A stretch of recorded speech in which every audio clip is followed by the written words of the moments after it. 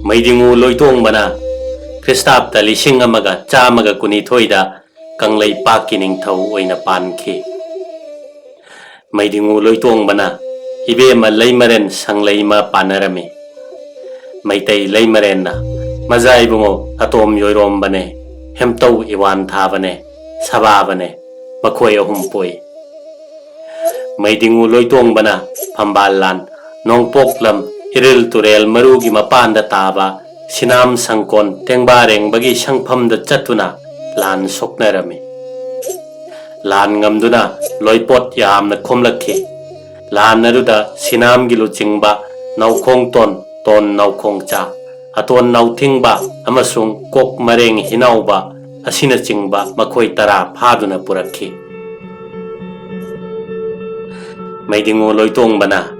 Lining Togi Mapamda Kum Anova Hogadaba Nong Mawatlingaidagi Hoduna Kum Manova Hoba Sajibu Nong Mapanba Numitki Ayuk Pauba Manama Sing Insang Napi Haylay Janghai Jankatuna Lakliba Nova Chahigi Yai Panungai Naba Purum Tonize Lining Togi Mapamda Kachaba Insang Napi Manama Sing Singbo Matelukoi Mayam Tongduna Hababu Hauman Kibana Kare hena chasin kibana puk wai chinduna hai humbra nungairamde wai chinba si kare yangna ba haiduna nongthol tengmai thinbabu manai masen pumba langmai chingda hoba kangli da panba kangbu hekhalui leipaki yaitong khamtongba angamba mayamga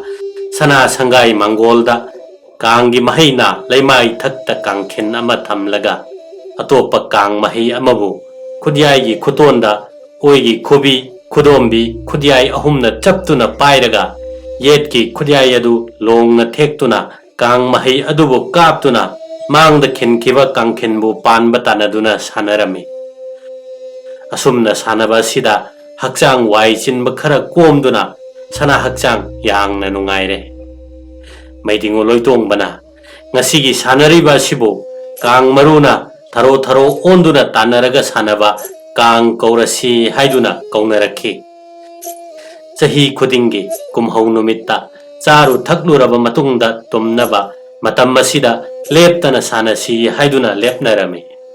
masidagi hoduna lepak asida kang sanaba masana si hodokki nongchup maikeida panba pangang lebakta sanaba khungbo maitei nahasing thaduna lohalluraga Kung Sanabasu, Lebaka Sida Hodoki Christapta Lishingamaga, Chamaga Kuntareta, Meidingu Loitongba Moirang Ningtau, Kura Kungyang Bagi Manawi Bungo, Singkuba Matangkan Bana, Kuman Masa, Masin Mopwa, Kamba Kamnu Anibu, Tati Tawina Taubagi Paubu Tarami Mayum Kuman Pungda, Masin Mopwa Anina Chatkidaduna, Mapa Purembana Togalamba Mapudi, Masin Mopwagisu, Sembiba Togangadaba Mapuni, Haina Kanduna, Mapa Mapuna Salamba, Pazarabalam Chat Kaidana Lajaba Machin Mopwani Tonglen, Chauba Anidi, Matauna Paba, Wayan Karan Tadaba, Maming Chauna Labor Oirabasu, Karigi, Wayan Aranba, Asan Miran Kaina Topu Yauba Ho Gege Moiranga Sida. Wayan Todada Topuriba City, Loishang Naidaba Mayamna Togan Bagum, Wayan Todasi, Kut Tingjinduna, Yamna Sumtok Ninglame. Adubu, Madam Chadana, Ngami Haiduna Hector Kut Tingjin Basut Ninglamde. Moirang Ning Togi, Asoiba, Aranba, Asingba Matambu Yang Duna Lerame. Asumna, Asoiba Aranba Yang Duna Lading Aida, Tangjing Lai Harabagi Matam Oiraduna. Meidingu Butaklam Dana, Tangjing Lai Haraurami. Meidingu Taklam Dana, Tangjing Lai Harau Kibaduda, Hana Dagi, Kamba Kamnu Ginungai Tanalairingai, Amukka Hena Saurami. Meidinguna, Angom Ning Tau Maringam Babu, Moirang Ning Tau Ura Kungyang Bagi Mapamda, Tangjing Lai Harauba Taglak Tabagi Marambu, Kangnaba Tarame. Moirang Ning Tau Ura Kungyambana, Angom Ning Tau Maringam Bagi Mapamda, Kamba Kamnu, Amasung Nongban Gimaram Pumba, Sheng na Tamduna Kanghalami. Wail Taudada Chumtok Pangam Dava Sina Maram Oiduna, Kanglay Piva Maitinguna, mathau mangam puba ngamba ama thamlage haina hairakadra khanduna Meidingu bu tahan khanghandana ngamba makhai manungda thousinduna matam khara warak watemduna yengkhige khallingaida kumja sige harauba matamna lakrabana khuyawna khibadagi thangjing lai haraubagi leikat chakhidabani wayan thauda karan asi khangkhragani haibagi damakta launamba nachade aduga mapu masak khangdaba su nachade moirang ningthau ora kongyan bana haijarakpa wafam angom ningthau maningambana Meidingu gi sana khuya khada pautam lare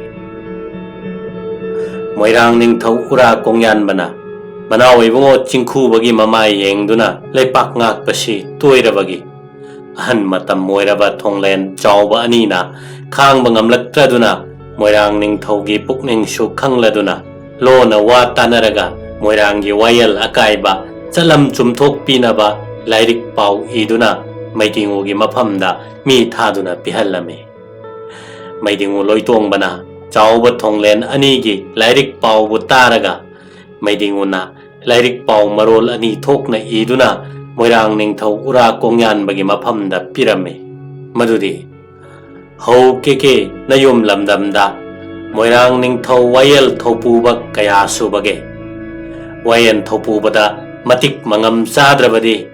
matik mangam thopuba wayan thauda puba ngamgadaba myoida ningthau khubam sinaduna pham kumnaba taw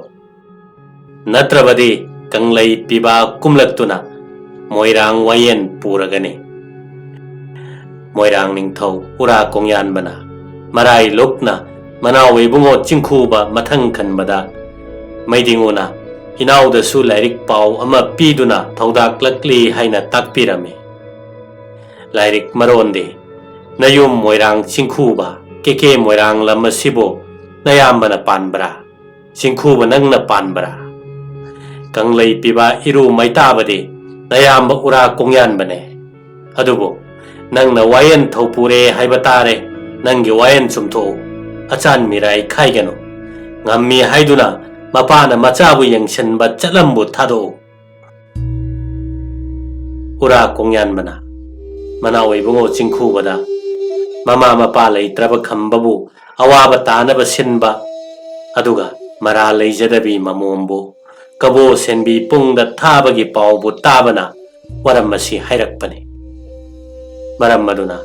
kabo senbi pungdagi imom langlen lokhalo matik mangam mathauna leiba thakshi khasi honalon chat changkhon bathiduna lohong lasi hairame manawi bungo chingkhubana mi thaduna mamom thoibibu loidagi lokhatlore moirang ningthau ura kongyan bana moirang gi angam mathau sing laifam khafam gilu chingba ngangau lakpa hamuraba okchen lakpa sangdol maikhu luang manai gi nungbal chawba thonglen hing khongcha thoba kumnamak tinaduna thoibi lohong bagi wa tanarame koiren takta leiba kaibo khambaga nongbana tha kongyambaga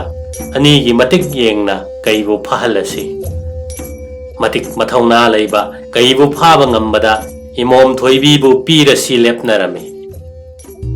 khamba nongban anibu nupa thodang yengna kaibu phanaba koiren takta thajalame nongban hana kai phaba changbada kaina chektuna sirame khambana kaibu phaduna thoibibu lohongduna laure loinana moirangi chalam akaibabu chumthoklame khamba thoibi lohongduna launa leinaduna leiraba matungda khamba thoibi gi maphamda onthokpa laibak thiba thodok ama thoklame thoibi nupi oibi gi lamsatpu yamna cheksinna ngakna chachaba mawa mapuroibadagi hena atopa amagi maphamda mityeng karan thadabi nupini nongma khambana thoibibu nungsi changyeng tawbada atopa nupa oiraboi ningduna khambabu tana thinduna halame khambabu tana thinduna sirabada thoibisu matomta thinjinduna sijarame Meidinguna khamba sibagi paubu singkhuba mathang khanbagi khujin thaurangna sibani haina tarame masida Meidinguna Moirang asi thaksi khasi leitaba lamne Moirang ningthau ura kongyanba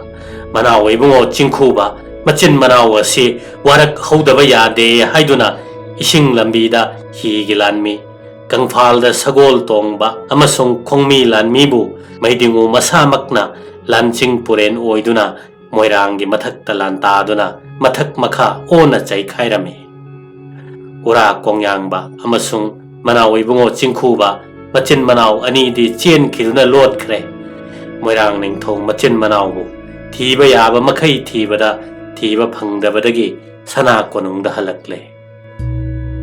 matung khara leiraga Chingkhubana Meidingu gi mafamda ngakta sarei phibu yetna amuk hanna Moirangda leingam janaba nijarami Chingkhubabu nungsina sana anakta thambire matung numit khara leiraga khamba sikhiba si Chingkhuba khelembagi khujin thaurangdagi sikhiba natte haiba asengba maram khangbadagi Chingkhubabu ahangi matam su oirakle punsi pikham naramdai asida Moirang ningthau amuktang oijarasanu haiduna Moirang ningthau haptuna ningthau oihalame Chingkhubana ningthau oiba matam asida Moirang ningthau ura kongnyanbadi leikhidre Meidingu Loitongba sana haktak asida mugagi phi saba si yamna chaukhale asumna Meidingu Loitongbana ningthau oiduna sahi kungani pan palamlaga Kristapta lishing amaga chamngada nongaki